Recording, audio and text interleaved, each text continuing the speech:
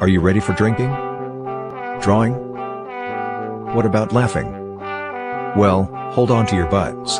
It's the ComX Friday Night Drink and Draw, with your hosts Sizzle and Spedsy, as well as a bunch of Australia's best-looking creators and artists, many of whom have books for sale at comx.shop. Hey, Sizzle, what say we start the shizzle? Woo! Welcome to Friday Night Drink and Draw, brought to you by ComX. We're here every week bringing together some of Australia's greatest artists to draw characters created by each week's special guest.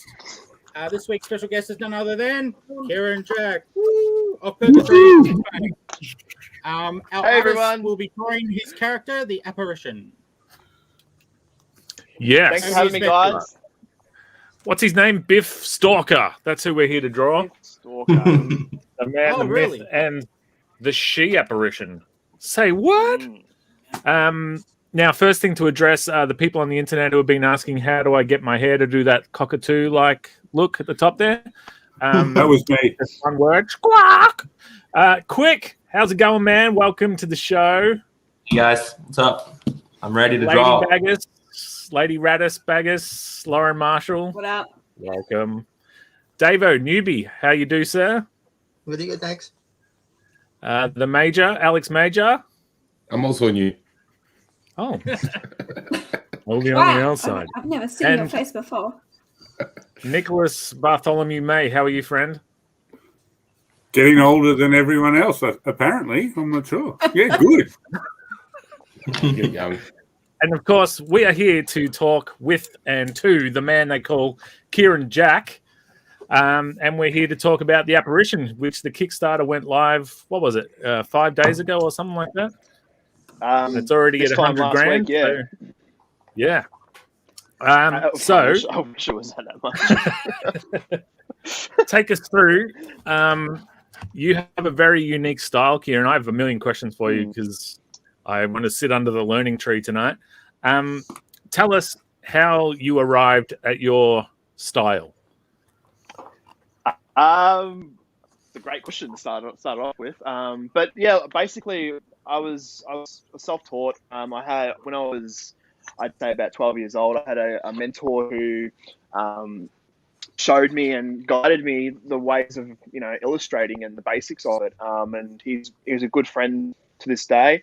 And what it was just basically after I'd left school, I just basically kept drawing. I was doing horrible scribbles and here and there, and just kept teaching myself different ways, looking at comic books and what they were doing, and finding styles that I really drew to. And it was your likes of Jonah Vasquez. There was I'm having a mental blank right now, but it was styles that I was attracted to, and it was weird and wacky, and that's what I kind of started looking at. And probably around 25 years old, I was just like, screw it, I'm just going to start and try it out and start really pushing myself to get somewhere with it. And then I just threw it all into the hat and like, screw it, I'm going to make a comic book. And from there, it was basically kind of concepting and seeing what works and seeing what doesn't. Holy moly, Dave's here. Hey, Dave. Oh, hey, Dave. Hey, Dave got fixed. Better late than never, eh? That's it.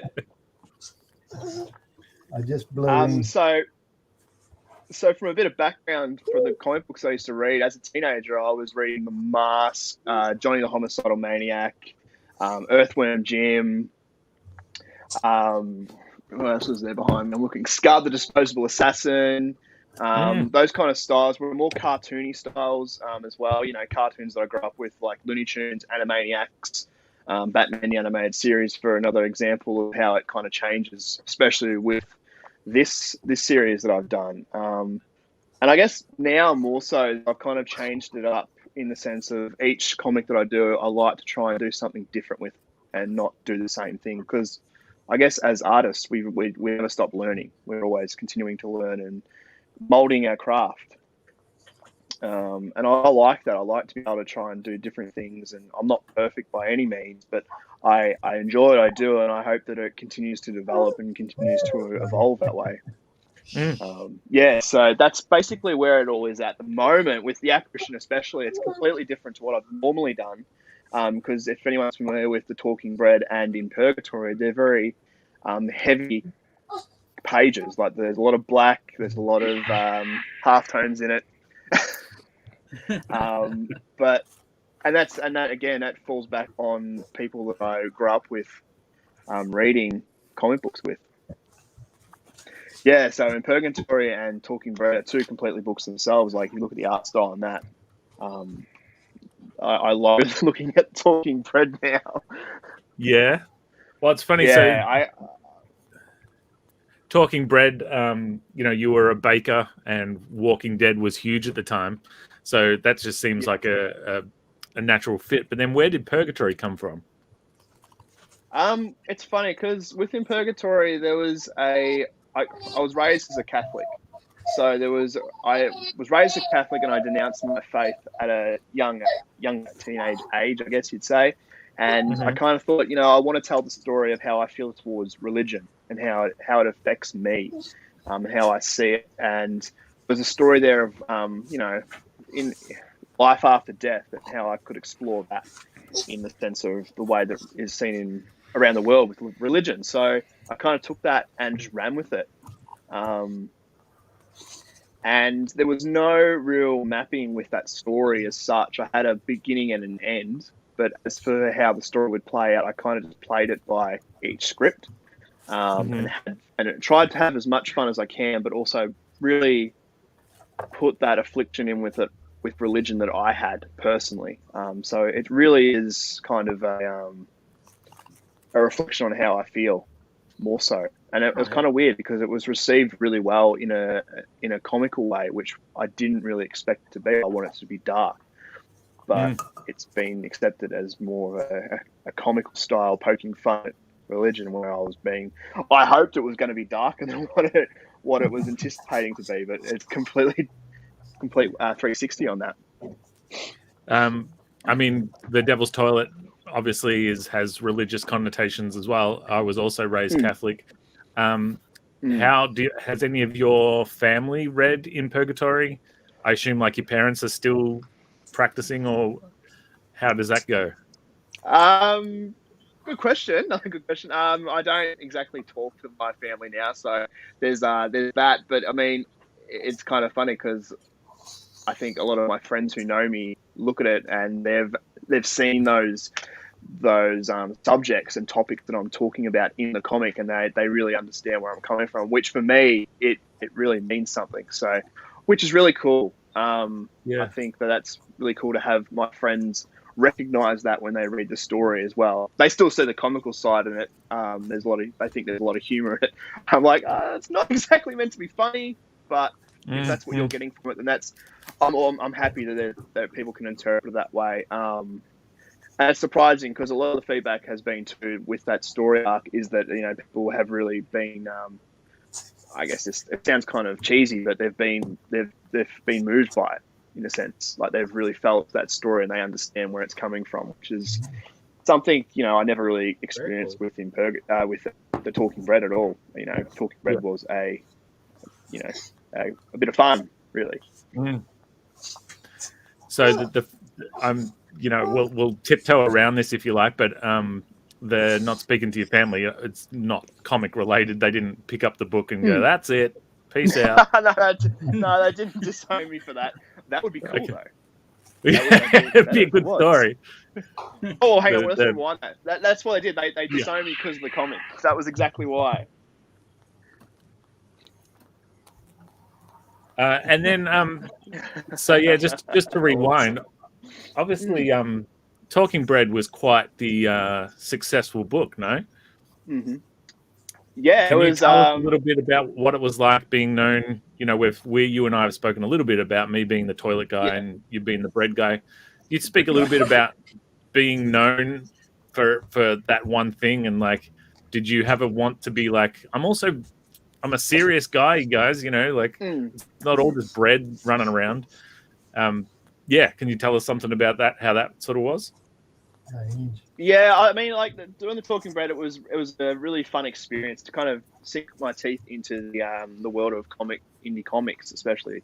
I didn't realize it was as big as what it was when I first started the Halftone Effect, and having the podcast with me as well kind of was able to open the doors a little bit on who's there and what they're doing. So, like what Shane's done with ComX, it kind of gave me that experience to be able to talk to people and how to do it and how to execute it. So I was kind of going into that. Honestly, with that one, I just threw myself into the deep end. It was one early evening. I just thought of it.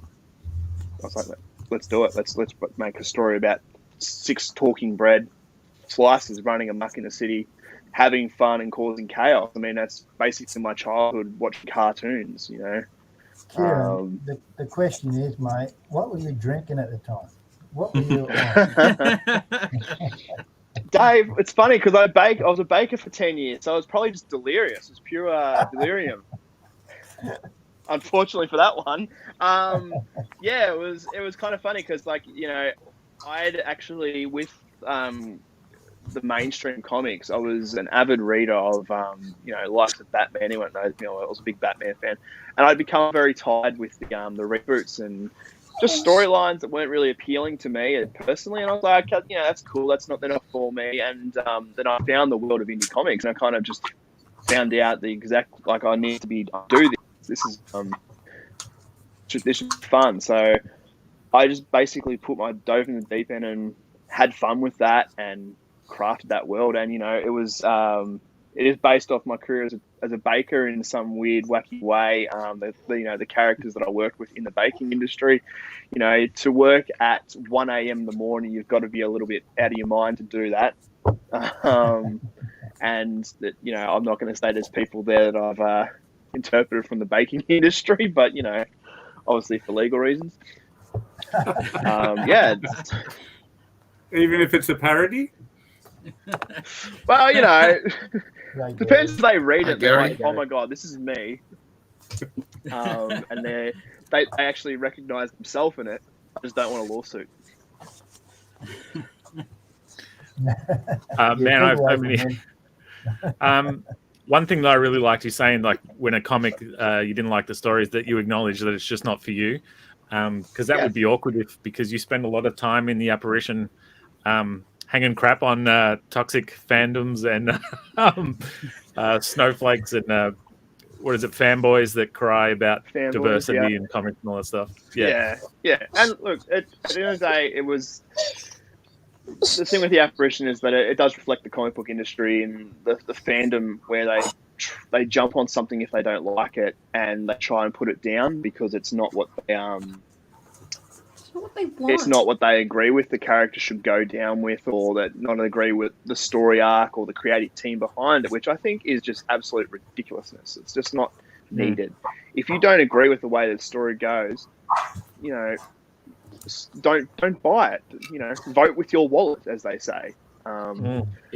But don't rip on those people, because there's time and effort that they've put into that story and to craft that. It's not easy, and we all know this as creators. It takes a lot of time and effort. And I think there's a certain amount of respect you have to give to them as well. But at the same time, you get to have a bit of fun with what, you know, I've done with the Apparition as well, and you know, putting fun on certain characters and certain, you know, fan bases as well. How fickle they can be. Forgive me for jumping all over the place, but I'm just sort of like, you know, taking cues for here and there. But I'm loving this. I'm on the other end. It just rarely ever happens for me. I'm the fan getting asked questions rather than asking the questions.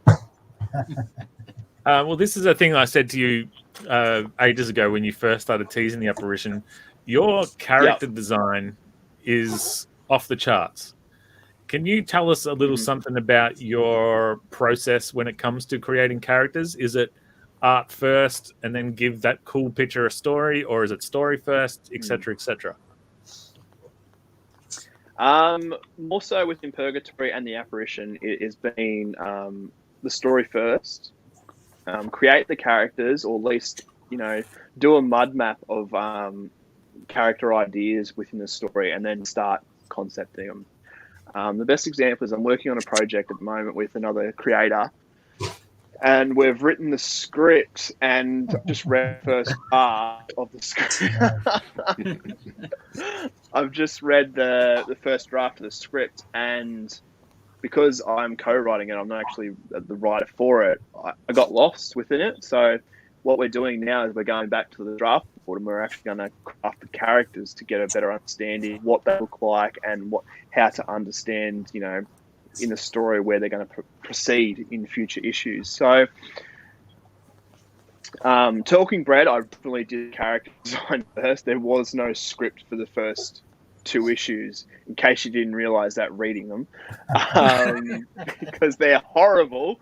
But it was just kind of just a whim of the moment with those ones. But in Purgatory, I started crafting that when I was still writing when I was still working on the Talking Bread. So kind of jumped into working on the style that would go down with that one, and then creating the character of Death and Mischief Maker, and the Devil, and then we've got the 4 Horsemen, which was really fun to work with.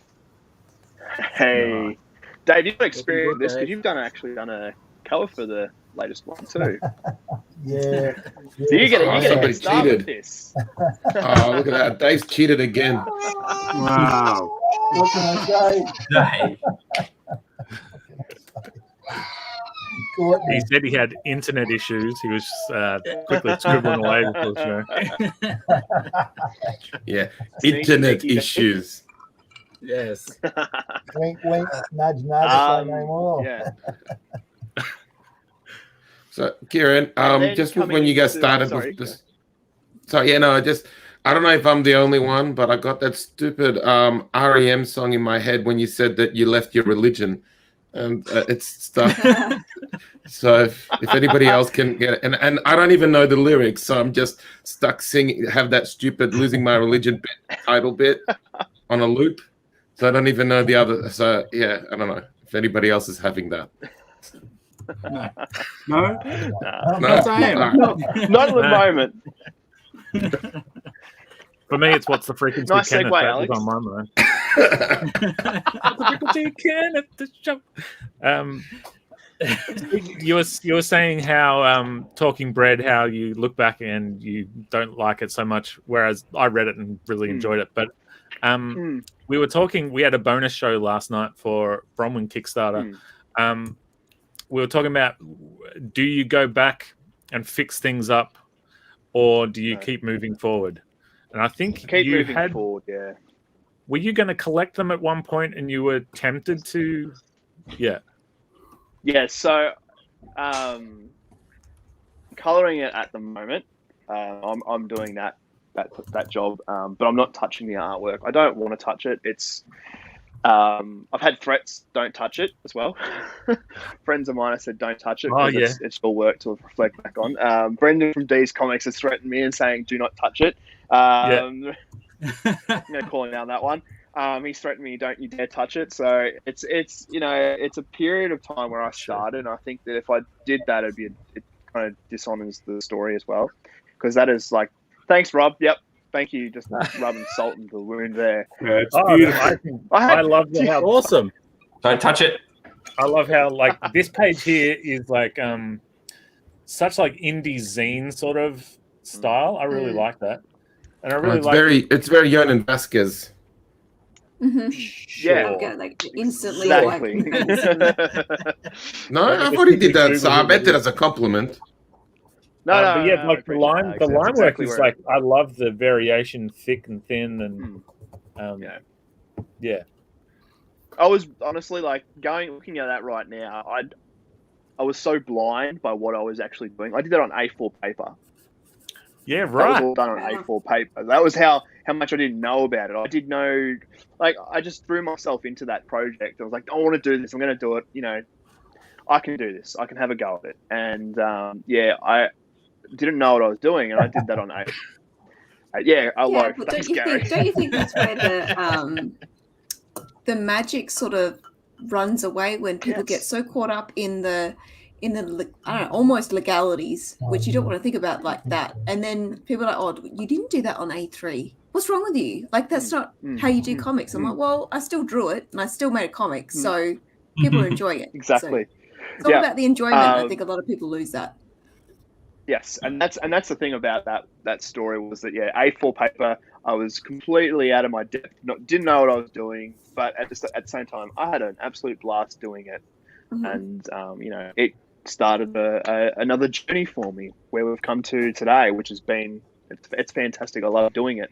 It's an absolute dream come true. The word legality was just said. We had someone on the show just recently who's actually back on next week, Matt Kime. I'm sure you've heard of him. The little I'm familiar with him, man. Called The Demon. Now, one thing about the apparition that I noticed is every second page or so it says, this is a parody at the bottom. Talk to us about that little tiptoe through the tulip. That's for discretion of the reader, just so it reminds them this is a parody or a satire. It's not homage or anything like that. We're not trying to get sued, but at the same time, it's to remind, obviously legal reasons where, like any other parody, they would make sure they're covering their asses in it because they don't want to get in trouble. At the end of the day, it's a slippery slope, and you've got to be very careful. And I did my research. I made sure that when I dove into this project, I wasn't going to get myself into trouble straight away. So I've had to be very careful and very cunning about how I do it. So, nice. Yes, yes, there's a lot of legality with it, and which is a whole new world for me, and that side of it too. Oh. Sorry, that's awkward. I hate when that. Sometimes it just. Gee, come on. Not about you tonight, Spencer. You've always got to remember that. It's a bit of a shameless self-marketing right there. Can you tell us a little bit about the design of the man himself and how you went about sort of parodying, satiring, but also reminding? That's a fine line you walk, and I think you walked it well. Talk to us. How many? There was about 8 different iterations of this character, and I bounced them off a few people. There are 2 of them that are actually named in the book as development consultants, and I bounced off them quite a lot in the beginning for this project. So I started this project, just to give you an idea, I started this project back in March last year, and was in development stages then, and I dove into the actual artwork, page artwork and scripts probably by November, December of 2020. So it was a lot of back and forth with those guys, working out colours, how close it could go to the actual character without getting into trouble. There was one that was probably far too close that would have got me into trouble. But kind of just making the apparition his own character, but also having fun with it as well. And to a certain degree, parodying the look and get up of characters like that, your superhero tropes. I'm not a huge Phantom guy. Is your other characters, are they kind of takes on Phantom characters, or it's just Biff is the guy? There's characters that parodied certain characters within the story. More in this one, we've got some B grade villains that are very much influenced from certain villains. I'm not going to point names and name characters, but there are certain characters that you will read and you'll laugh. Look, I've been called out on social media for being a complete hack and a rip, and I know it's been said behind closed doors, which is hilarious. I think that's exactly what I wanted to achieve with this. I love that. I'm getting called a hack. That's perfect. Like for instance, a big influence again on the apparition and the parody and satire is South Park. Rick and Morty, South Park, those kind of shows and Rick and Morty, I mean, the Dan Harmon and the creative team behind that, they were getting in trouble from Universal when they started that because it was parodying Back to the Future. I mean, South Park are constantly getting in trouble for what they're doing.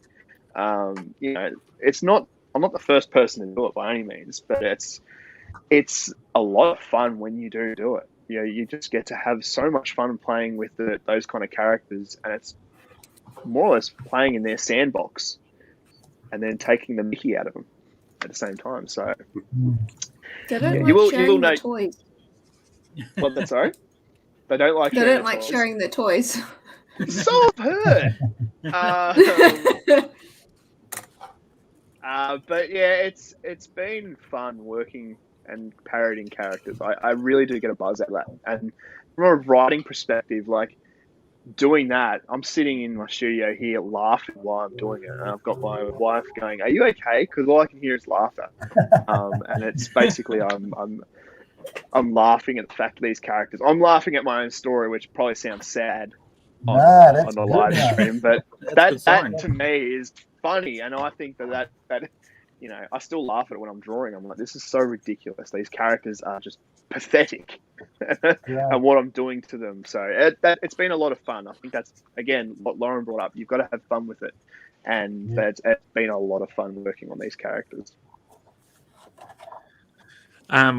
So there's only nice, Dave. Oh, nice. Hey. So who's he punching? Looks like it's Quick Nick.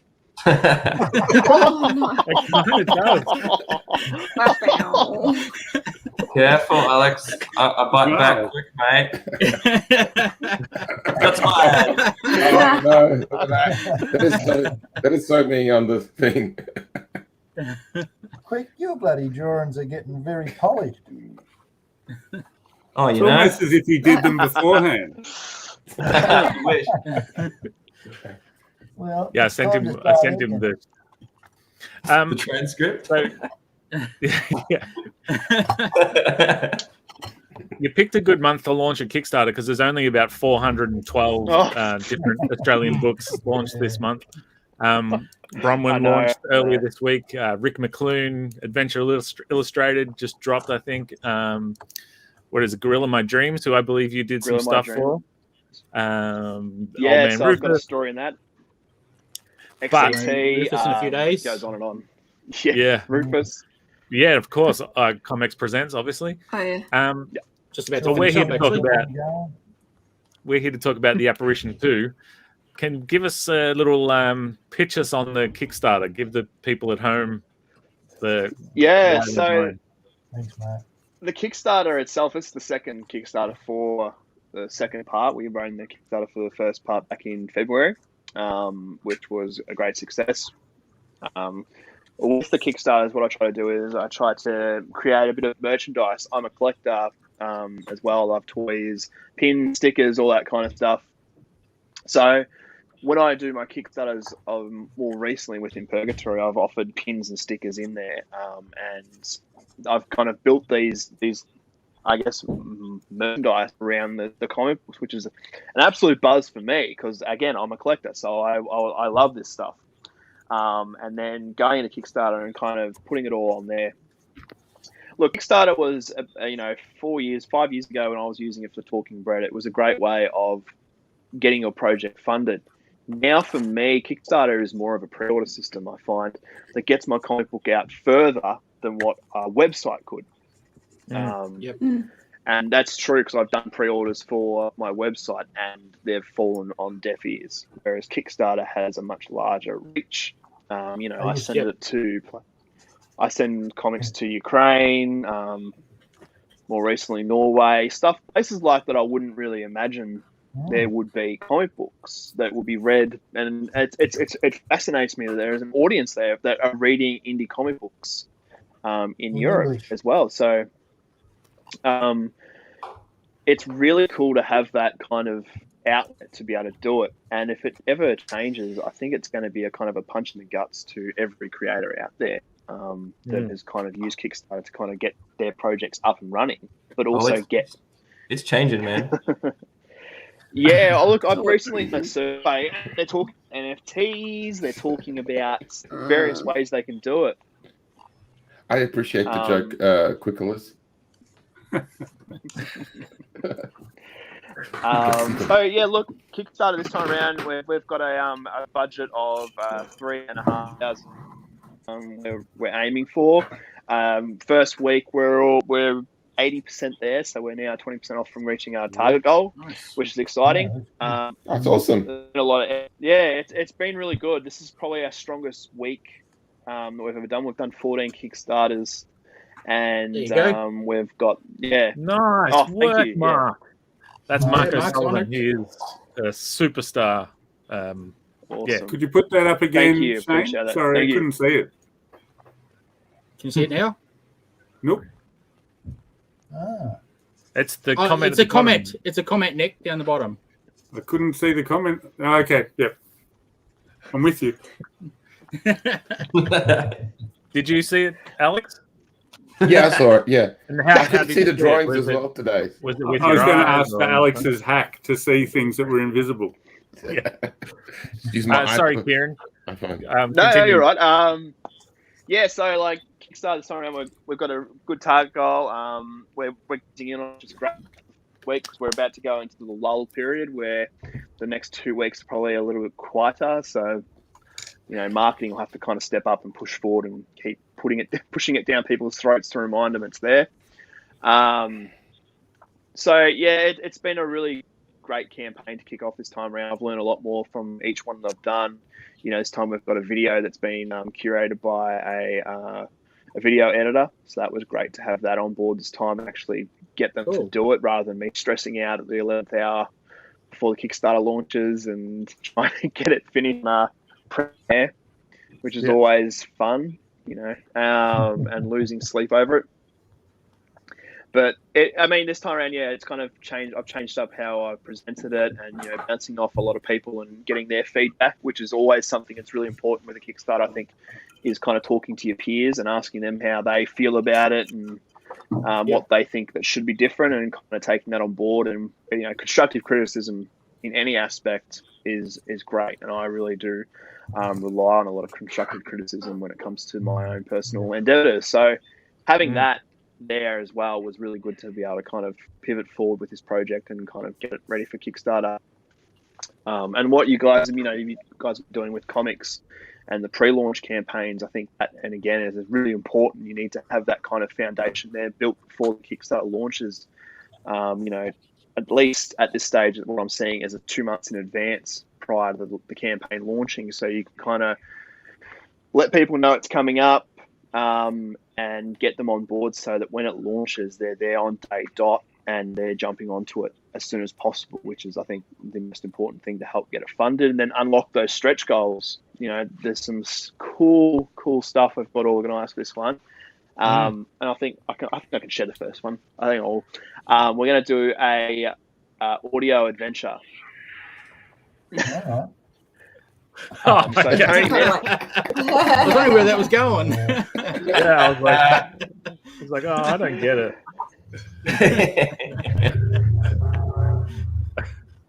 So by audio adventure, do you mean like a walkthrough?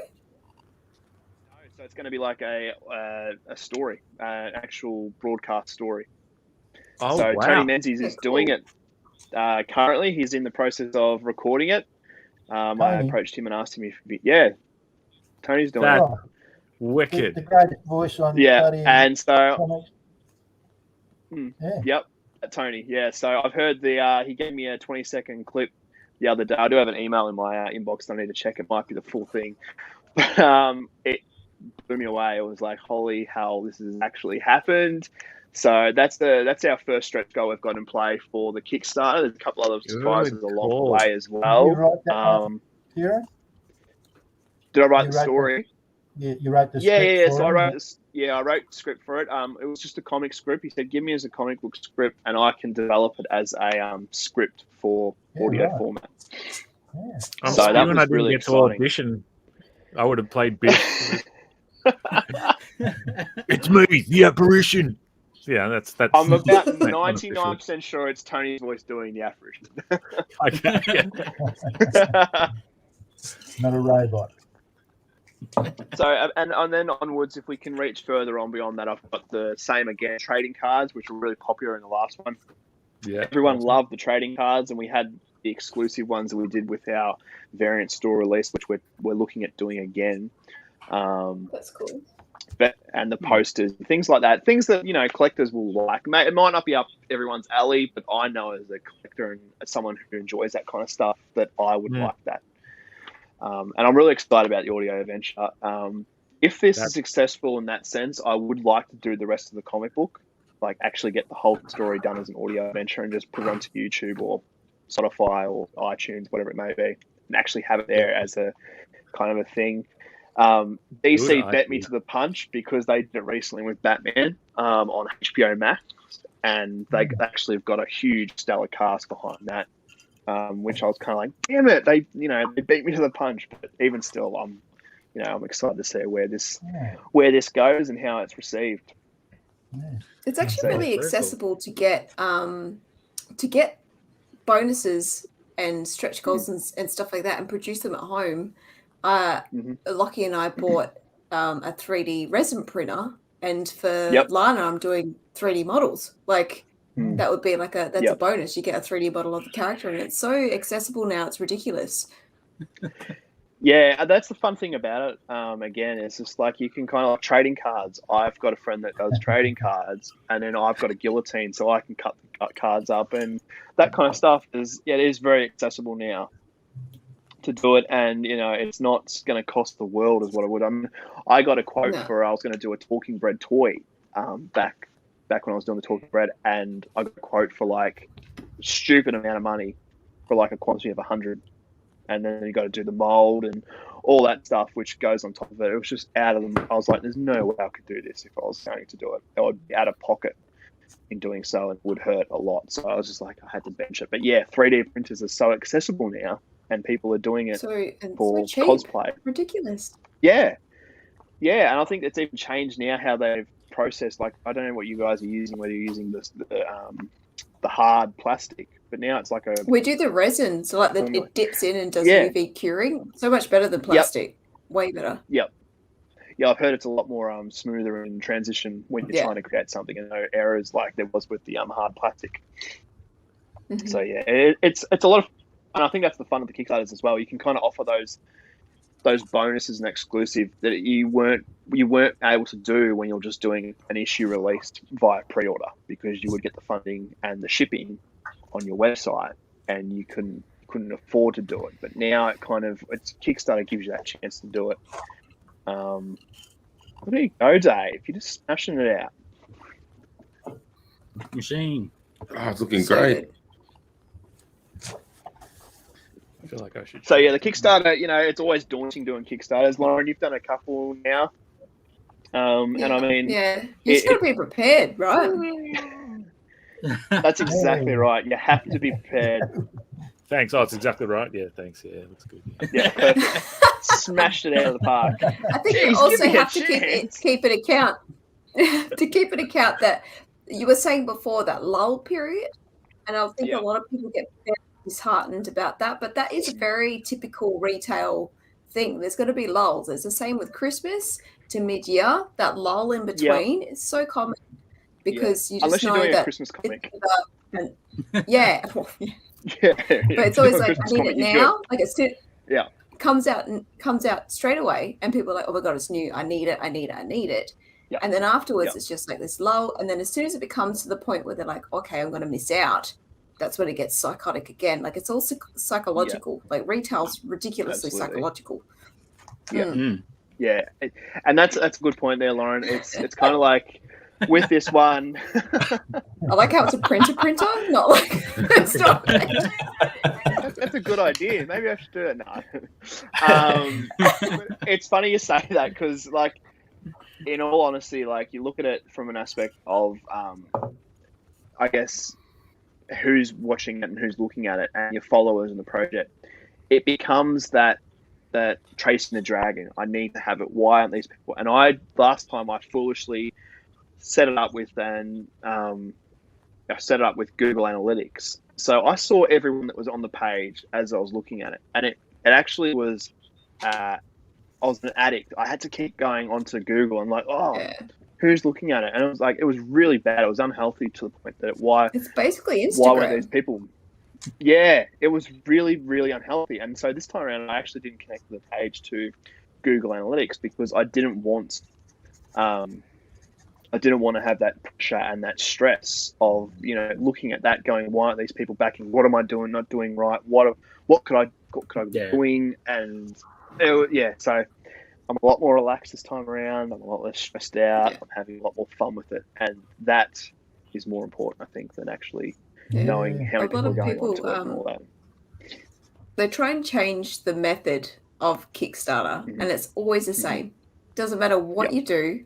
It's either you're on the rare occasion someone just absolutely annihilates the whole campaign, or it's always busy, lull, busy. Like that's always busy. It's always the same. And you find a million articles about it. And I think a lot of people get wrapped up like, what can I do different? That's whatever. It's just instead just be like, how can I tackle that lull period and just deal with it and then smash the other two? I think that's more important. Yeah. And then you're 100% right there. It's definitely important to be able to. I think it's like it comes down to the lull period itself. It's just about keeping people aware of what is there. It's there. If you want to go and check it out, please do. I think the strongest point for this one is that I've given away the first story free on the Kickstarter to go and read down the bottom. So you go down the very bottom, go past all the other stuff, all the other crap that's there. It's like there you go. Read the first story from the first part. It's free. Go for it. And I'm hoping that people do that. And we're kind of pushing that now. We're in the lull period. We're going to be pushing forward and saying, look, you can go and read the first story for free. Hopefully that kind of bags them on board. And you get the first 8 pages of part 2. So you're getting that as well. So you're getting in total like 20 pages to read for free, which is basically a comic for $40. Yeah. So that's something we looked at and kind of juggled at what we're doing and how we're doing it, and we could improve upon that into this one too. So, and again, it comes back to reflecting and kind of talking with other people. I remember Pat Grant's Blue. Do you remember Blue? Pat Grant put out Blue. Yep. Great story. But he put the whole book online for free to read on his website. And I was umming and ahhing, will I get this thing? Oh, no, I'll go and read it on his website. I just started reading. I thought, geez, I've got to have this book. Yeah. It's so bloody good. So, it pays off to have these free samples up there. Absolutely. True. And that's what we do with our email list is we offer a free comic with it. So you're not getting one of our comics. You're getting, so with Halftone Productions, we've got 4 titles now, soon to be a few more, but we're going to make it a bit more. It's going to be like a 30-page comic you get for free digitally. So if you sign up to our emailing list, you'll get a free comic and you get a taste of every one of our comics that we've got online. So I think that's a great draw card. And anyone that's in the indie industry that's trying to get a foot out, trying to build that audience, I think it's really important to be able to, give something to them to have a look at and kind of entice them to come back, whether it's through your website or it's through Kickstarter or it's at a convention. It's important to kind of build that audience. Yeah, that's the way of doing it.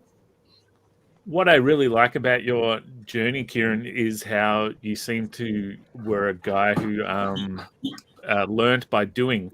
And in many ways, you're someone who people look to now as an example of what to do and how to do it. Could you tell us a little bit about, because one thing you're also masterful at is conventions. You have 2 booths absolutely chock-a-block full of stuff. Can you take us back to your humble beginnings, your first convention versus where you are now, what you learnt, the do's and do nots, etc.? Yeah, all right, my first convention, I think I made, and I'm always honest about this, I made, I think it was like $120. It is. Retire. It is. I made $120 from my first convention, and I wasn't defeated by that. I was just like, I think I took an hour just to walk around and look at everyone else and what they're doing. It was Melbourne Supernova. And I looked around and I looked at what everyone else was doing, and there was a lot of prints. There was, tables full of comic books, and I'm like, I just, it was my first release. I think I had the Talking Breads, and I had a sketch cover variant, which I sold. I think I sold more of the sketch cover variants than I did of the actual comic, which was good. That's why I was able to make a little bit more money from it. And looking at that, I was like, all right, I just need to go back home and work. So at that stage, I was unemployed, so I just jumped straight back into it and did issue 2 of The Talking Bread. And then straight after I finished issue 2, it was Sydney Supernova. And that was the year that I had Chris Hemsworth. And if you're in Artist Alley, it was you bombed hard. And that wasn't just like people who didn't have much. That was people who had a lot of stuff there and a lot of variety, and that were popular. They all bombed because Chris Hemsworth was there, of course. And the theory being that everyone was over at Chris Hemsworth, or is that what you mean? Yeah. They were all there to check Chris Hemsworth out. They weren't there to check out comic books or give two hoots about indie comics. And it was a pricey ticket to meet him, which is understandable, and that's cool. That's fine. So again, it was just like I went to the drawing board and I'm like, what am I doing that I could be doing better? And unfortunately, I dove down the hole of prints. And doing prints is a slippery slope, as anyone who does them knows. Once you start doing them, you've got to do more and more and more and more. And it's always fun drawing fan art. I don't have a problem with it. I don't have a problem with prints, but I find myself that I fall into a trap where I've got to have new prints for every convention that I was doing. Yeah. Where I should have been focusing on putting more comic books out. And what I did in the transition was that, yes, I had prints there, but I was also putting out more comic books. And then in that transition, I started to focus more on the comic books and the prints, because I don't need to sell the prints. The prints will sell themselves because it's fan art. It's my interpretation of a character. If you like it, you'll buy it. It appeals to them. What I've got to sell the comics. The comics are what I need to sell. That's my heart. That's my joy. And so people were buying the prints, but I'd also offer them the comic. I'd say, look, you should pick up this comic, have a look at it. It's my art, my story. And so from there, I had a little bit of experience in retail, and I kind of started formulating that, how I kind of transaction a sale, and built upon it. And then each convention, I kept doing the same thing. I kept building until the point we're at now. We have 2 tables, and it's become kind of natural in that sense. But at the same time, I'm always thinking how we're doing it, could we doing it better. The best example is Super 80 Battle Armor, which is a published title under Halftone Productions.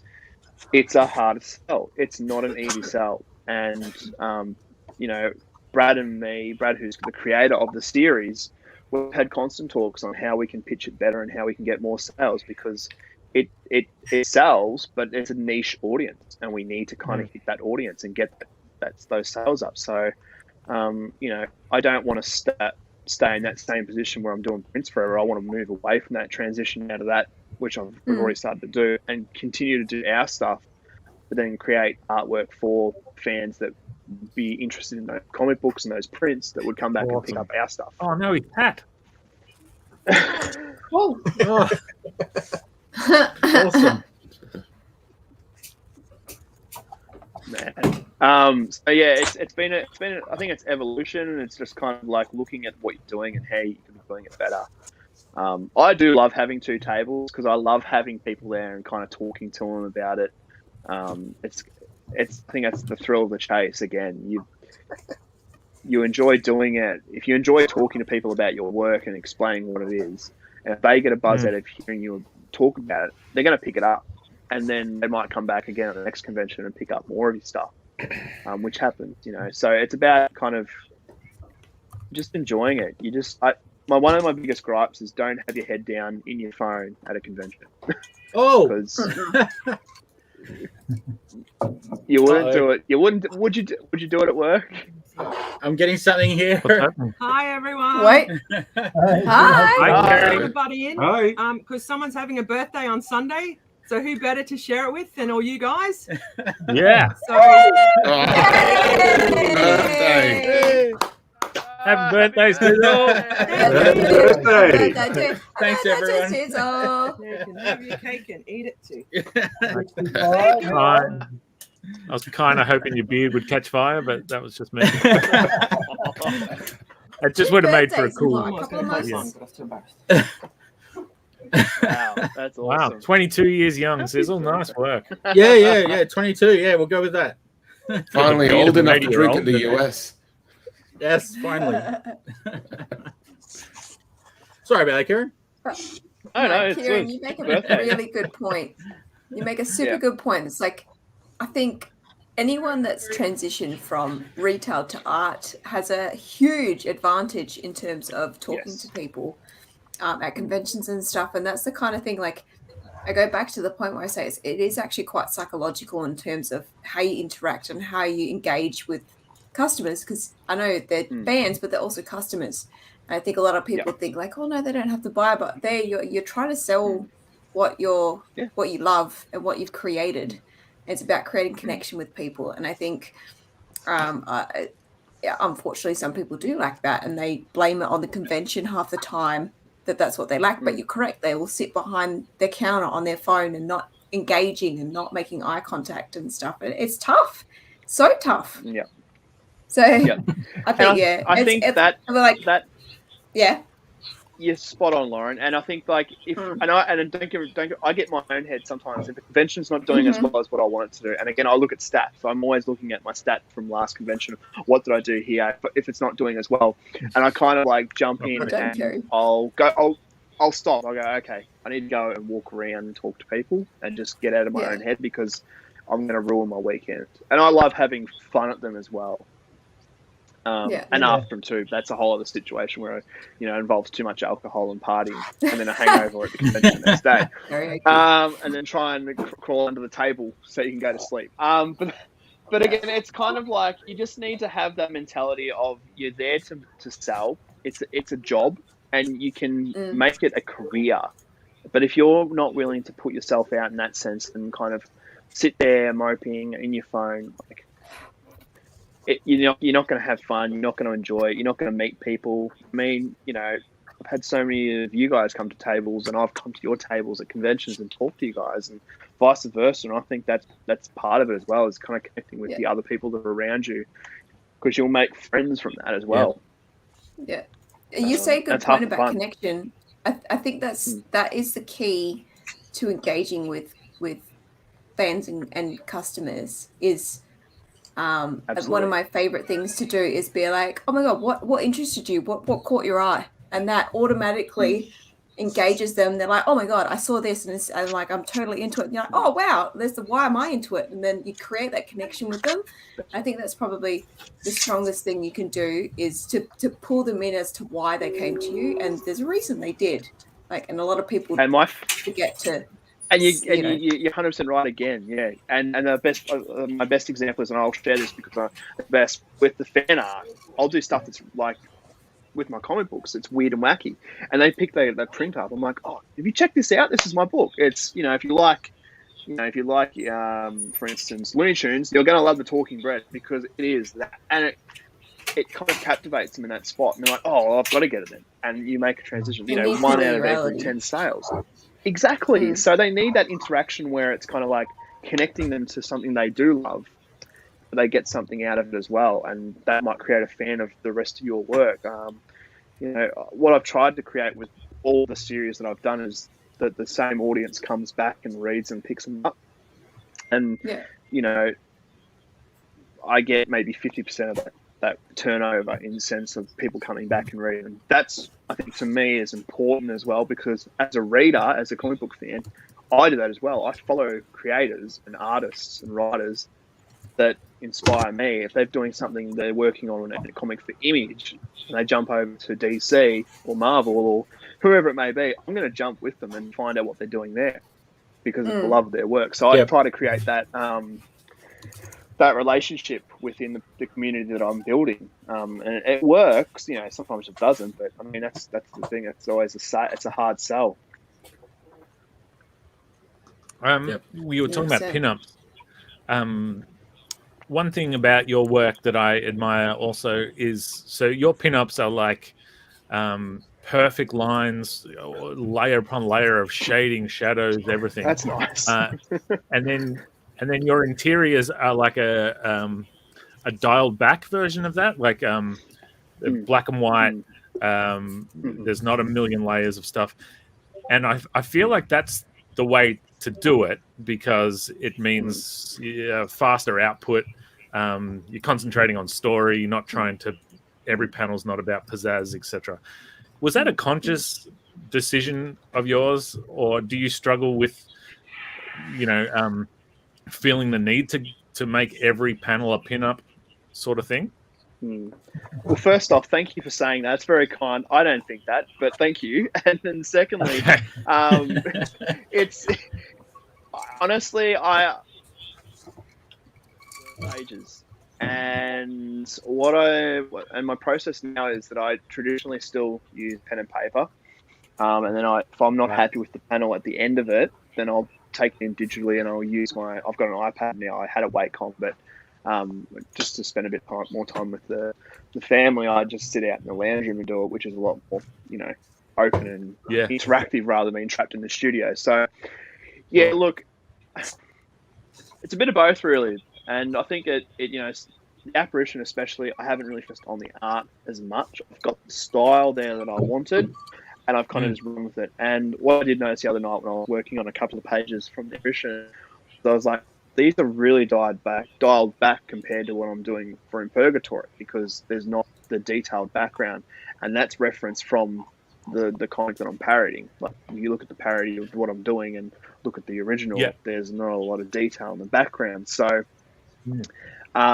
it's kind of like I'm going back into In Purgatory come December to finish up that story, and I'm kind of going to have to look at it where it's all going and kind of jump back in and start being a bit more detailed with the work. So, and I guess I'm looking forward to that as well, because I've been so contained with this story over the last year and how I set up the pages and panels, and again, and I think it's going to be great going back to In Purgatory because I've learned a lot from the Apparition as well, as an artist and a writer. Yeah, wow, cool. Sizzle, have you got some stuff you want to show, I believe? Yes. I was going to see if I was interrupting you or not first. No, yes, we've got some from Shell. I'll do it in the order that we got them. So let me know if you can see them. I'll put it up twice to be sure. Wow. Nice work, Michelle. That's cool. Great. Oh, look at the Casper on the belt. Oh, that is too. I didn't even notice that. Cool. And then we got Dan May. Yeah, great. Awesome, Dan. Nice. Looking very good. And then Davo sent his in. Looking good. I like smoke. Smoke's cool. Mad. Nice. Wicked. And then we got Nick Mays. Getting colour. No, that was good. I wasn't. I love it. Great lips. The ones you drew are good too. There's a very familiar pose here. I've seen a toilet do this. I wonder if there's a cross promotion on this one. I can't quite tell. Yeah, man. Got to work my stuff in there somewhere. Then I got Lauren herself. Nice. Brilliant, Lauren. Yeah. Spider sense going on. Wicked. Awesome. Well done. That's awesome, guys. I'll chuck it in the comment. I'll chuck in this part too. Yeah. Yeah. I mean, you're welcome to from my perspective. Yeah. Already in it, so you don't second go. Can we just shift gears just a little bit? I just want to say good day to Davo, who's first time on the show. Davo, do you want to tell us a little bit about yourself, your drawing and all that sort of stuff? Not really. No. Okay. Don't be shy. We just do gag cartoons and stuff from Daily Date on the webtoons. Yep. There's the quick scribbles. You might have seen them on Facebook and that. Then I got Yeah, another I'm a one big fan. called. Oh, thank you. I got another one called a good name for Taken, but that's just random like gag comics every now and then that come out. Was that the name of it? The Good Names Are Taken? Yeah. That's awesome. I got that from Vince Steele. He's cartoon in Tasmania, but couldn't think of a name. He just said, "What about this?" That'll do. That's awesome. What Yeah, do you well, do on Instagram? Are you on Instagram, mate? Yeah, under Davo77. All right. Yeah. Nice. Everything's under that. Right, yeah. Oh, that makes it easy. Were you born the same year that Star Wars came out? Pretty much. Yep. George Lucas's two best Probably, yeah. inventions. New Hope and Davo. Whoa, he's up there, mate. Don't condition on episode 1 there. Come on. Speaking of episodes, Kieran, tell us about the Halftone Effect. You have your own podcast where you talk to people. Yeah, that's how it basically all started. It was just talking. I wanted to talk to independent creators. I'd met the likes of Craig Bruin, Nath Stone, Dean Rankin, Tom Taylor back in 2014, 2015 at Supernova in Melbourne and Armageddon in Melbourne. And I just, walk up to them and talk to them about the comic books and, pick up their work and really enjoy their stuff. And I was like, that's how it kind of got me into it. I think I was, Rob, we've talked about this with All Star. I was going to All Star when I was living back in Melbourne and found the indie section. And I kind of was, these people are local. Like someone should be talking to them and kind of getting their insight into how they're creating their comics. So this guy knows I was doing a podcast about that as well. Yes. And I kind of was working on a podcast that was just doing traditional, the Marvel, DC, reviewing that and talking about it, and kind of just wasn't fitting of what I was looking for. So we parted ways, and I jumped onto this one. And the Halftone Effect kind of just was a really good networking between creators and talking to them. And it gave me a bit of insight as well. Like, there was the information I was getting. It was kind of helping me work out if I should dive into this and start doing it. So, we're 98 episodes in now after 6 years. We've built an audience off that through the podcast and the comics, which has been a huge help. I wouldn't say that if I didn't have that podcast, it probably would have been a harder sell. I'm not going to lie about that. I'm quite fortunate for that, have that kind of connect like it. But at the same time, I've made some great connections, some great friends along the way, partnerships, collaborations as well in that process. So I'm very fortunate. I'm very happy. I don't want to give up that podcast. I have thought of it, ending it, but I enjoy doing it. It's just, the time factor between creating comics and making a podcast, the comics kind of outweigh it. So I've had to dial it back a lot more than what I originally did. I think originally we did the first year of it. I think I did like 50 episodes and we're only just about to reach the 100th episode. So, I mean, that tells you how much I've dialed back the amount of episodes we're putting out. Yeah. And it's not that I don't love it. It's just that, time factor of creating a comic is a lot more time consuming than what a podcast is, but it means that I've got to kind of focus on that rather than doing that. It's great. And, we've just launched another one this week called Read This Way, which is going to be a little bit of a manga thing that I've kind of produced with Brad Aiden, who's done Super RBA. That's his baby. And so that's kind of, they've had a lot of fun, and I'm going to let them go with that one. But I've helped him get that off the ground, and under Halftone Productions, and hopefully that kind of gives him the same support as what I had when I started making comics. So and Logan French on there as well, who's done some work with it before. And I love podcasts as well. Kevin Smith, as a big creator that he is, kind of got me into podcasts back in the early 2000s. So to have that and then to start my own, it was kind of a dream come true. Like, I'm doing a podcast and it's so easy. And Shane, this, that like doing a podcast, you just basically put a mic in front of you and you can do it now. We've got cameras more so and live stream, that it makes it such an easy process that anyone can do it. Anyone. And everyone should do one. Everyone should try to find something they love and talk about it.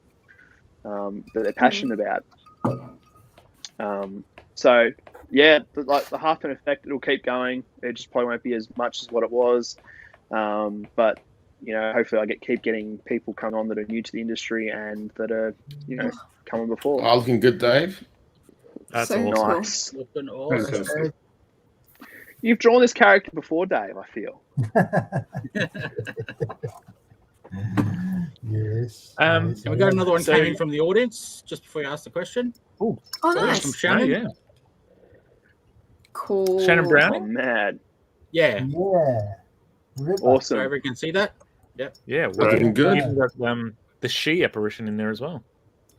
Nice. Now, the she apparition, was that like rather than giving her own name, is that like a stab at like your She-Hulks and all that sort of stuff, where it's just like, take the male name, chuck a she on it, and you're done?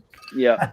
Oh, look, there's obviously there's a lot of derogatory towards women in the comics, and I think it was great having Claire, who co-wrote it with me, come on board and kind of help me out with that, because I've written female characters, and I the way that I approach this, and if you've read issue 1, it's pretty full on in that sense, and how the character is in it, but then she's gone. So it's kind of good having her a part of the process and kind of leaning into that, and kind of a lot of derogatory undertones within comics as well, and just it irks me how they do it.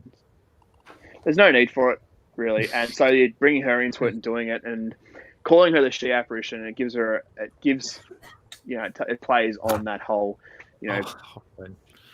ridiculous thing like She-Hulk and Batwoman, and like they're people, they're Batman and all that. Yeah, it was a parody of those characters, that kind of style. So yeah, again, yeah, nice. There's a lot of undertones in it where you're looking at, like, is he taking the piss out of it or is he being serious? And majority of the time, I'm taking the piss out of it, and then the rest of it is like, I'm actually really pissed off about how they approach these kind of things in comic books. Well, we'd like The to do punk something attitude coming out. That could be labelled a little bit, how would you say, derogatory, rating people's looks, instead of their Let's go. substance. Come on. Now, normally it's a carryover chant from the previous week. However, we had a bonus show last night where I won hottest person in Australian comics. So tonight, as we wind up the hotness machine powered by Alex Major, everyone cross your fingers and we'll find out who is the hottest person in Australian comics. Here we go. What? Oh, it's Lauren. It is. Lauren won it. Yeah, that's Lauren. Yeah. Fantastic. Nick May shafted again. Well done. If you had a silencer on there, Well, Nick's Nick, trying to it get might in have got you. So close. There you go. Well, what do you reckon, Well, Sizzle? Should we go well into done, our last segment there? Yeah, I reckon. I'll just get into the right place so I can actually play the videos. This poor person is looking through the newspaper for info on what projects our artists have been working on. And this lost individual is using a map to find where she can follow our artists on social media and buy their books. How about we save them the trouble and just tell them? We call this next segment Shameless Self-Promotion.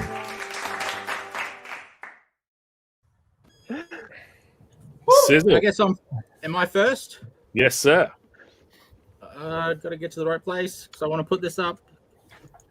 Okay, that's not what I want. Okay, what I'm going to promote this week is going to be the 20th of November.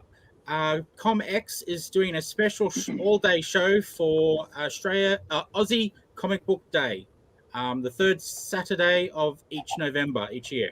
So, we're doing an all-day show. Go to that link. It gives you the rundown of what's happening on the show. There's a printable picture for you, brochure sort of thing, schedule. That's what I'm looking for. Got there eventually. And a schedule to print out if you want to for the stores especially.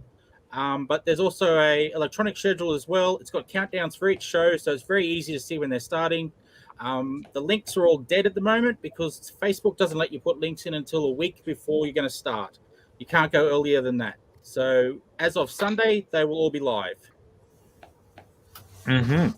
And that Nice. night, I believe we are doing a special Saturday night edition of Drink and Draw, which will be the sloppiest, weirdest drink and draw ever. Shane and I, It'll be an Lauren as absolute well. mess. People will have been streaming all day long and be dead behind the eyes. And there's about 40 of us on that night. So stay tuned for the biggest schmozzle drink and draw ever. My stuff can all be found at psychojanitor.com. There's a Rick McClune Kickstarter that has my one of my comics in it. There's also a ComX Presents Kickstarter, which is also nearing the finish line. And I'm working on issue 3 of ComX Presents, both Presents and Noir. In Noir, we're doing Ring Around the Rosie with myself, Ryan Vella, and Lee Chalker, which is coming along. We're 5 pages inked and lettered. We're on the way. My Cheloney story is 1 of 8 pages are done, so that deadline's coming quick. Speaking of quick, take us away, Detective Budgie. I'm going to show you my latest piece of artwork. It's nice. The Apparition. Note the detail on the bikini. Yeah. But otherwise, I have actually finished the drawing component of my book. There's a preview, and now I'll take it away. That's cool. But Awesome. Budgie's finished the drawing. I got to do all the in-between parts to get it out there, and I'll be pushing hard soon. So Thank what's you, the Laura. page? You like to give us a page update. Can you give us the official page update? 81 pages is a full book. So you say I'm up to 81 of 81. So Done. 81 of 81. Party All right. peppers. Nice. Finish on that part. Well done. Well done. Good work, man. Thank you. Lady Radis. And Lady Radis, what's up? Hey, you can find me on Instagram at The Martial Arts. But I actually have just recently launched the Kickstarter for, the pre-launch page for Blood Ties 2. Yay!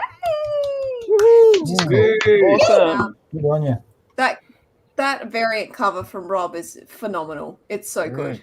It's just so incredibly detailed. So amazing. When she says from Rob, I didn't draw it, but No.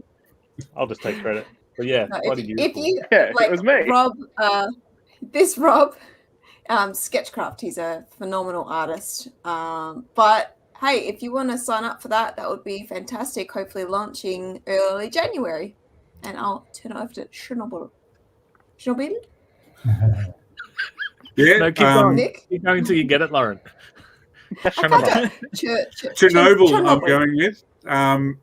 So that's where you can find me on Instagram. I've got a print that that is part of the ComX Kickstarter. So if it reaches the first stretch goal, there's a print there that I've drawn, and we're pretty close. So dig deep, folks, and you'll get a little piece of my art if you're ordering a physical copy.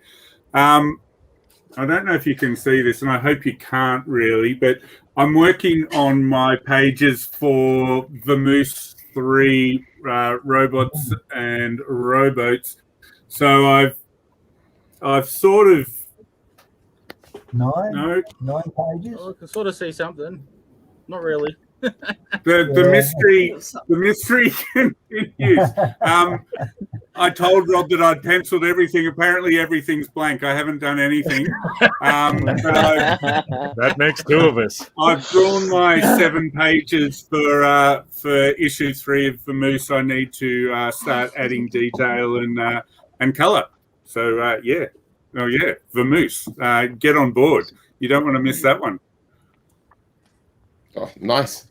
Thank Kieran, you. where can they find your whatnots? Well, at the moment, we're running a Kickstarter for part 2 of The Apparition. So if you jump on Kickstarter and type in... Really? Yeah, true. No, it's a true story. I'll put the links in there all for you, Kieran. All the links are all in the chat. Awesome. Thank you. So you jump on there and you can pick up the part 1 and part 2. That's the conclusion of the story. So there's no others after this one. But if you jump on, you can support that. We're very close to our target goal, and like I was talking about tonight, there's some really cool stretch goals in place for everyone that supports the campaign. We're on Instagram, Facebook, all that jazz, YouTube, Twitter, Twitch as well. We're pushing a Twitch now too. And one last little Easter egg tonight is that because he's actually watching as well, Matt Kime and I are working on a new project for mid next year. Wow. Amazing. Yes, so more information to come on that Can shortly. I ask him about it? Am I allowed to ask Matt? What's that? Matt's on the show next week. Am I allowed to ask him about it? You can ask him about it. I don't know if he'll tell you much about it. Might tell you a little bit. He might give you a little bit more information, but we're looking at talking about more about it in January, but I thought I'd just tease that. And I might tell you guys afterwards. Yeah. Because I'm having trouble. I can't hold it secret. I'm impossible secret. So but yeah, so that's a little Easter egg to go at the end of it. But yeah, go check out the Kickstarter. That's the most important one. The more we get, the more you guys get. So yeah, there he is. He's still watching. He's excited. What about you, David Sebastian Dye? My stuff is available at Owner Indie, my comics and etc. books. I'm working on. I don't know if I told everyone last night. I told someone last night, but I've finished my Vermouth story. Vermouth? That's cool. This is for Vermouth. Oh, you've done your pages. Yeah, Dave's flying. Damn, that makes one of us. This is set on Devil's Island in 2121. Ooh. So there's robots and spoilers. And now rowboats.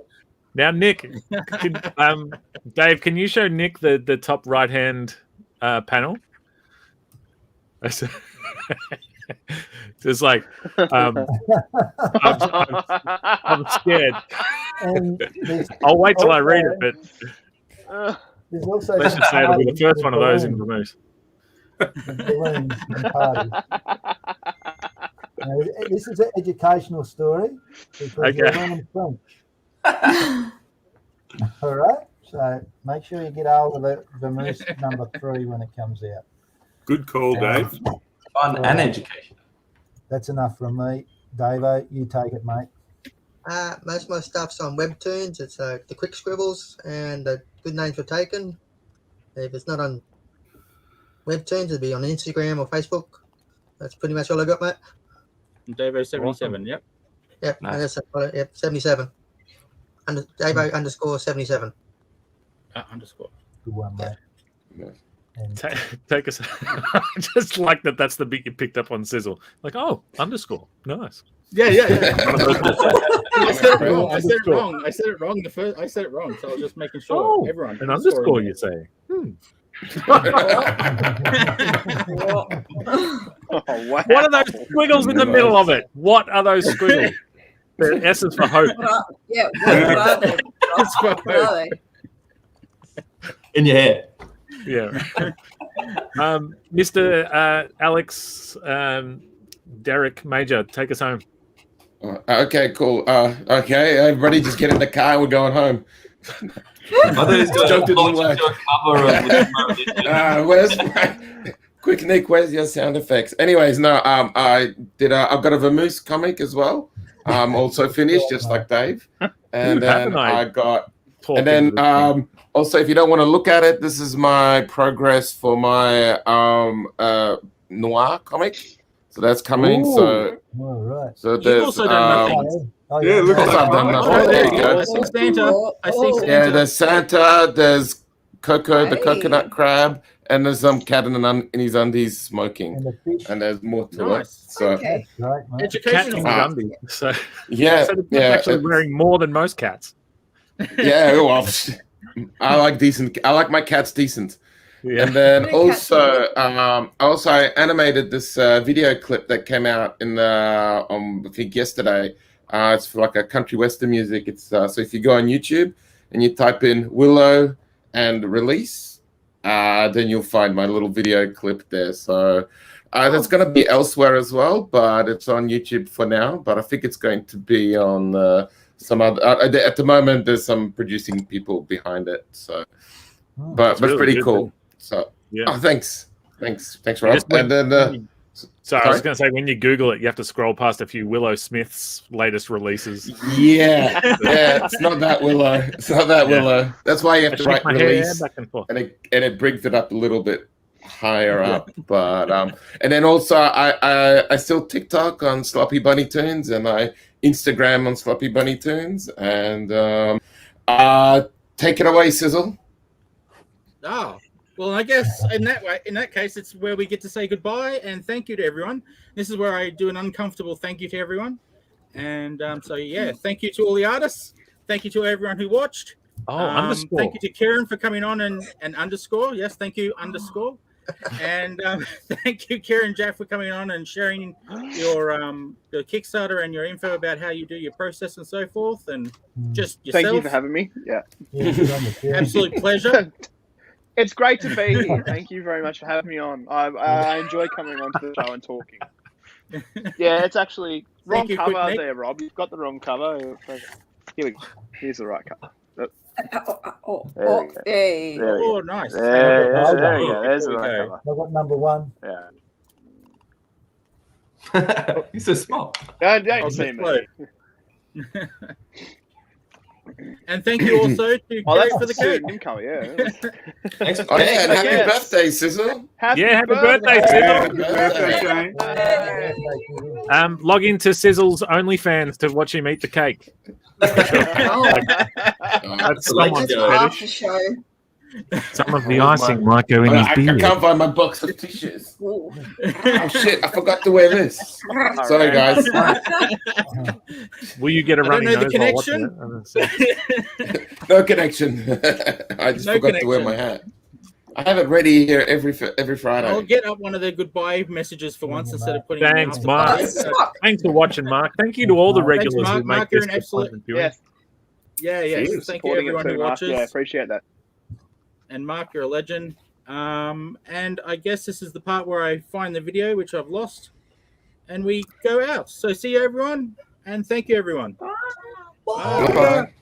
Well, we drank, we drew, we talked nonsense. Now it's time to say goodbye. Don't cry, dry your eye, for there are many cool comics you can buy. ComX.shop is full of comics from a bunch of the creators you just watched. Amazing Tales by Dave Dye. The Devil's Toilet by Spedsy. ComX Presents featuring Ed Kearsley, Tony Menzie, Duncan Pranavicius, Peter Wilson, Lee Chalker, Zach George, and so much more. The list is longer than this outro. See you next Friday for more drinking and drawing. Alright, Sizzle, press the button. Sizzle? Sizzle, press the damn button. Sizzle, you turkey, press the goddamn button. What are you waiting for? Sizzle, don't make me come over there and spank your bot.